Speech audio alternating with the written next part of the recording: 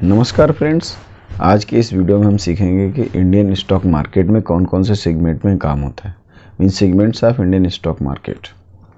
सबसे पहला है इसमें equity market, second is derivatives, third is commodity and fourth is forex. कि कॉल और पुट क्या है, इसमें डिटेल में कैसे हम डील करते हैं, किस कंडीशन में कॉल बाय करनी चाहिए या कॉल सेल करनी चाहिए, या किस कंडीशन में पुट बाय करनी है या पुट सेल करनी है, उसमें स्टॉप लॉस कैसे मेंटेन करें।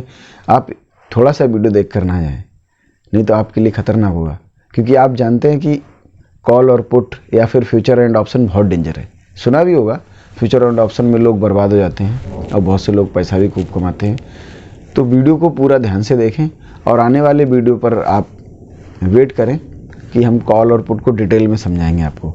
ऐसा ना हो कि थोड़ा सा आपने देखा, आपने जाकर के कॉल बाय कर लिया, फिर पता लगा आपका लॉस हो गया, जीरो हो गया कैपिटल। स्ट्रेटजीज हैं हमारे पास जिनमें आपको प्रॉफिट ही होगा, लॉस नहीं होगा। लोग कहते हैं कि जीरो लॉस स्ट्रेटजी हो ही नहीं सकती है, बट ये ज़रूर बात है कि आपको उसके लिए सीखना पड़ेगा। पहला है हमारा इक्विटी मार्केट, जिसे हम कैश मार्केट भी कहते हैं। अब कैश मार्केट या इक्विटी मार्केट क्या है? जितने शेयर्स में आपको डील करना है, मीन जितने शेयर्स आपको बाय करने, उतने कैश आपके अकाउंट में होना चाहिए, इसलिए इसको हम कैश मार्केट भी कहते हैं। ये मेजर इसके दो पार्ट्स हैं, पहला है primary market, second is secondary market, या हम इसको स्टॉक मार्केट या सेकेंडरी मार्केट भी कहते हैं। प्राइमरी मार्केट जहाँ पर पहली बार कोई भी शेयर्स आते हैं, जैसे हमने आईपीओ के लिए एक वीडियो बनाया था, यानी आईपीओ इनिशियल पब्लिक ऑफर, जब कोई भी शेयर पहली बार मार्केट में इशू होने के लिए आता है, उसको हम आईपीओ कहते हैं। वो प्राइमरी मार्केट के थ्रू आता है। एक बार कंपनी अपने शेयर इशू कर देती है, उसके बाद जो शेयर्स मार्केट में डील होने के लिए आते हैं उसको हम सेकेंडरी मार्केट बोलते हैं, यानी कि स्टॉक मार्केट बोलते हैं, जो एनएसई और बीएसई पर डील किए जाते हैं। उसके बाद आता है derivatives, second is derivatives. Derivatives जैसा आपने सुना होगा, बहुत ज़्यादा चर्चित है इस समय। डेरिवेटिव्स में होता है फ्यूचर एंड ऑप्शन। डेरिवेटिव्स में एक फ्यूचर है, दूसरा ऑप्शन है। अब फ्यूचर और ऑप्शन में भी दो डिवाइडेड किए गए हैं, एक है इंडेक्स फ्यूचर ऑप्शन और है stock future stock option.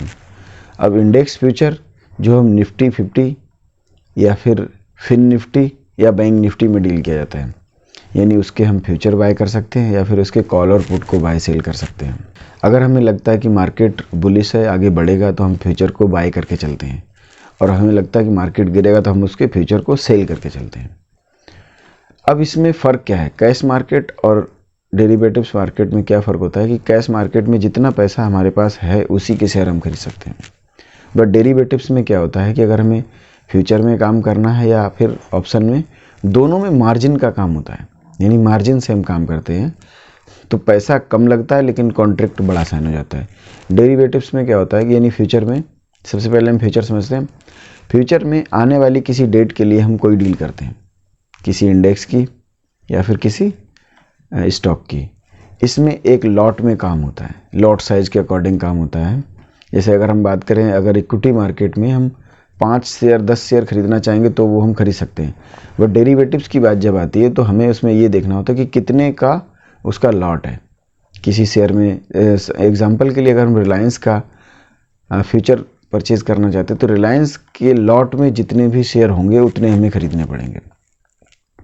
Suppose that Reliance के लॉट में अगर 125 शेयर हैं तो हमें 125 शेयर की वो लॉट लेनी है, यानी 125 शेयर के अकॉर्डिंग हमें उसके डील करना पड़ेगा। वो कॉन्ट्रैक्ट साइन होगा तो वो 125 शेयर के लिए होगा, यानी 125 के एक लॉट के लिए होगा।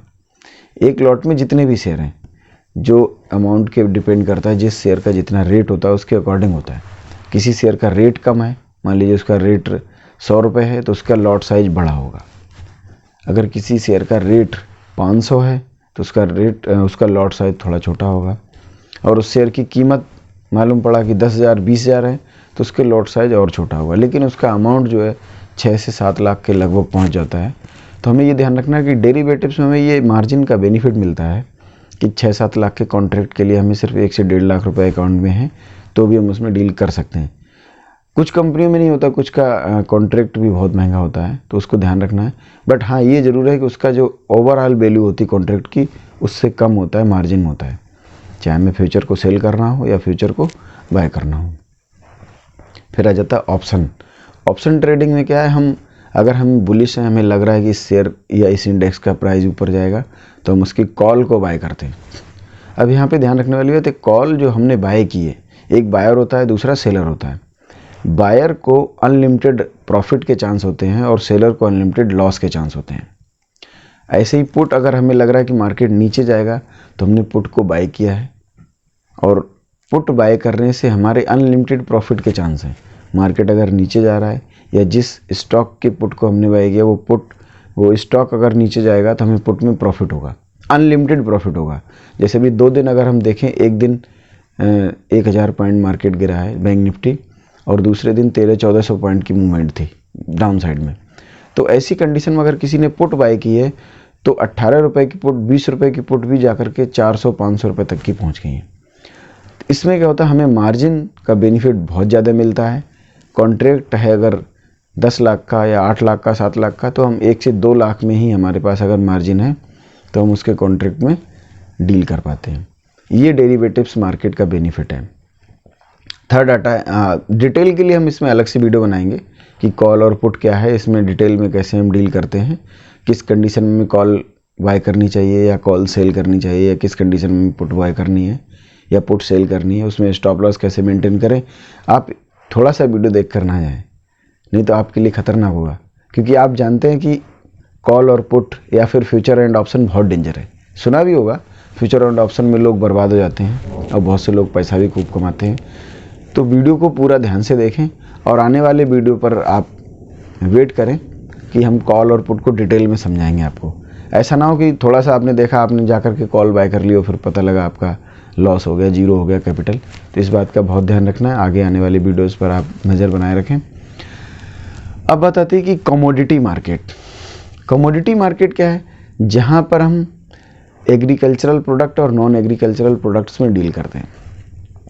कमोडिटी मार्केट में भी इमीडिएट कैश देकर के आप कोई क्रूड ऑयल तो खरीद नहीं रहे, ना ही आपने गैस खरीदी है, ना ही जिंक खरीदी है, ना गोल्ड और सिल्वर ले रहे हैं।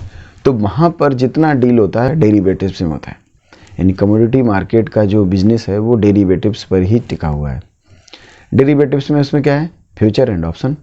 फ्यूचर को हम बाय या सेल कर सकते हैं, ऐसी ऑप्शन में कॉल या पुट को बाय या सेल कर सकते हैं। हमें ये देखना है कि मार्केट बुलिश है या फिर बियरिश है। हमें लग रहा है कि किसी मेटल का, जैसे गोल्ड है, सिल्वर है, जिंक है, इसमें अगर रेट बढ़ेगा तो हम उसकी कॉल को बाय कर सकते हैं या फिर फ्यूचर को बाय कर सकते हैं।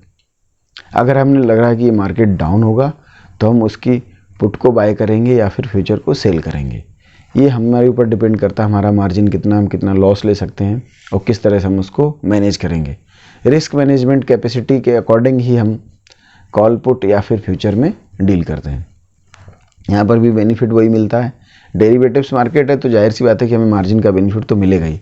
तो मार्जिन बेनिफिट होता है इसमें, और अगर मार्जिन के अकॉर्डिंग ही हम कॉन्ट्रैक्ट कितना ही बड़ा हो और मार्जिन अमाउंट दे करके हम अपने कॉन्ट्रैक्ट को आगे बढ़ा सकते हैं। अगर हमें प्रॉफिट हो रहा है तो प्रॉफिट में निकल जाइए। अब बट इसमें होता क्या है कि हमें डेरिवेटिव्स, चाहे फिर इक्विटी डेरिवेटिव्स हो, इंडेक्स हो या फिर आपकी कमोडिटी हो, इनमें हमें रिस्क को मैनेज करना आना चाहिए, अदरवाइज इसमें लॉस के चांसेस बहुत ज़्यादा रहते हैं। अगर आप रिस्क मैनेज कर सकते हैं, देखिए बिजनेस है तो प्रॉफिट एंड लॉस तो होगा ही। हमें करना क्या है फिर? प्रॉफिट को बढ़ाना है, लॉस को कम रखना है। प्रॉफिट जितना ज़्यादा हो जाए बढ़ने दो, अपने स्टॉप लॉस को ट्रेल करो, और लॉस अगर हो रहा हो तो जितना जल्दी हो सके उतना जल्दी काट लो। मार्केट के मूवमेंट को देखो, हमें लग रहा है कि हमें लॉस ज़्यादा हो सकता है तो उस सौदे से बाहर हो जाओ। यही इसका फंडा है। तो डेरिवेटिव्स में लीवरेज का बेनिफिट मिलता है, मार्जिन का बेनिफिट मिलता है, और जल्दी से क्विक पैसा बनाने के चांस मिलते हैं। तो फिर ये ध्यान रखने वाली बात है कि पैसा गंवाने के चांस उससे ज़्यादा हैं। अगर पैसा गंवाने के चांस ज़्यादा हैं तो अलर्ट रहने की ज़रूरत और भी ज़्यादा है। फोर्थ पॉइंट आता है आपका करेंसी मार्केट। करेंसी मार्केट, जी हाँ, कैश और करेंसी दोनों में डिफरेंस है। कैश मार्केट में हमारे पास कैश अवेलेबल होना चाहिए, यानी डीमेट अकाउंट में हमारे पास पैसे हैं, ट्रेडिंग अकाउंट में, तभी हम जितना का सौदा लेंगे, यानी इक्विटी शेयर्स वगैरह खरीदेंगे, तो वो पैसे हमारे पास होने चाहिए। उसे कहते हैं हम कैश मार्केट या इक्विटी मार्केट बोलते हैं। लेकिन करेंसी मार्केट थोड़ा अलग है।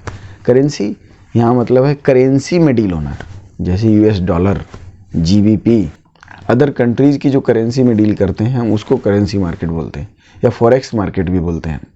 करेंसी मार्केट में डील करने के लिए आपके पास फॉरेक्स ब्रोकर के पास अकाउंट होना चाहिए। आजकल बहुत से फॉरेक्स ब्रोकर हैं। आपका जो डीमैट अकाउंट खोलने वाला ब्रोकर है वो भी आपको फॉरेक्स ट्रेडिंग के लिए ऑप्शन देता है। उस सेगमेंट को आपको एक्टिवेट करना होता है बस। बाकी जो है आपका ट्रेडिंग आप इक्विटी में, डेरिवेटिव्स में कर ही रहे हैं। करेंसी अगर आपको करनी है तो करेंसी का सेगमेंट जो दिया होता है डीमैट में उसको एक्टिव कराना है। ऐसे अगर कुछ लोग डेरिवेटिव्स में नहीं कर रहे हैं, इक्विटी में पहले से कर रहे हैं, यानी स्टॉक परचेज सेल करते हैं, बाय सेल कर रहे हैं, तो वहाँ पर हमें क्या करना है कि अपने डेरिवेटिव्स को भी एक्टिवेट कराना होता है, यानी फ्यूचर ऑप्शन को, F&O को। जहाँ पर बात आती है करेंसी की तो वो फॉरेक्स ट्रेडर अलग भी होते हैं और आपके ब्रोकर के पास भी वो सर्विस होती है। अगर आप चाहें तो उससे भी ले सकते हैं। वो ब्रोकर भी आपको पूरी सर्विस देगा, ऐसा नहीं कि वो मना कर देगा, क्योंकि उनके पास भी ऑप्शन है। करेंसी में भी वही होता है, फ्यूचर और ऑप्शन।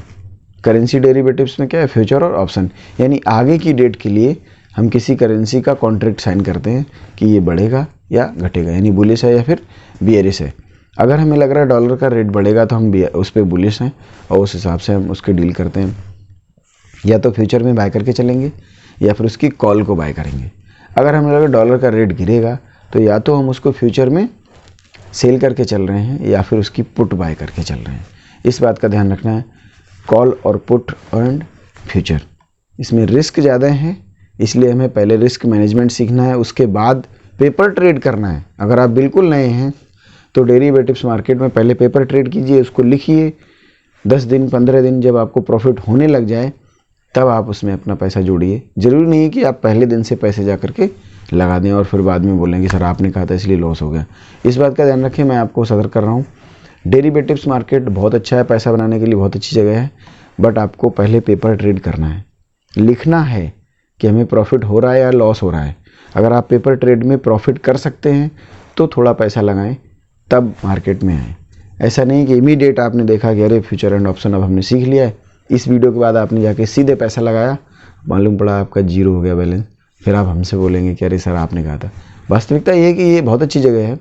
फ्यूचर ऑप्शन में पैसा बनता है और खूब बनता है, बट आपको उसके लिए सतर्क रहना है, नियम के अकॉर्डिंग चलना है, स्ट्रेटजी बनानी है, या किसी की बनी हुई स्ट्रेटजी को पहले फॉलो करें और फॉलो करने के लिए क्या करें, पेपर ट्रेड करें। जब पेपर ट्रेड में बेनिफिट हो, आपको प्रॉफिट निकल रहा हो, आपका कॉन्फिडेंस आ जाए, तब उसमें पैसा जोड़ें डीमैट में, ट्रेडिंग में। तब आप थोड़े अमाउंट से शुरू करें और जब आपको प्रॉफिट निकलने लग जाए तो अपने बैलेंस को उसके बाद बढ़ाएं।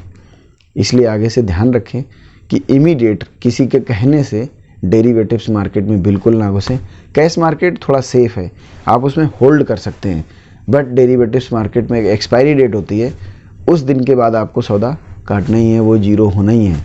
इसलिए ध्यान रखें कि फ्यूचर एंड ऑप्शन एंड बहुत ज़्यादा रिस्की है, तो रिस्की काम को करने के लिए हमें सीखना बहुत ज़रूरी है। तो जुड़े रहिए हमारे साथ। अब मैं नई सीरीज़ लाने वाला हूं जिसमें F&O को सिखाऊंगा आपको बार बार कि फ्यूचर एंड ऑप्शन में ट्रेडिंग करनी कैसे। कुछ ऐसी स्ट्रेटजीज हैं हमारे पास जिनमें आपको प्रॉफिट ही होगा, लॉस नहीं होगा। लोग कहते हैं कि जीरो लॉस स्ट्रेटजी हो ही नहीं सकती है, बट ये ज़रूर बात है कि आपको उसके लिए सीखना पड़ेगा।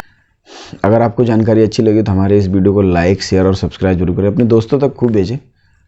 जो कहते हैं कि लॉस ही होता है मार्केट में, किसी को प्रॉफिट हो ही नहीं सकता है, उनको ज़रूर भेजें। जो जुआ बताते हैं उनको ज़रूर भेजें।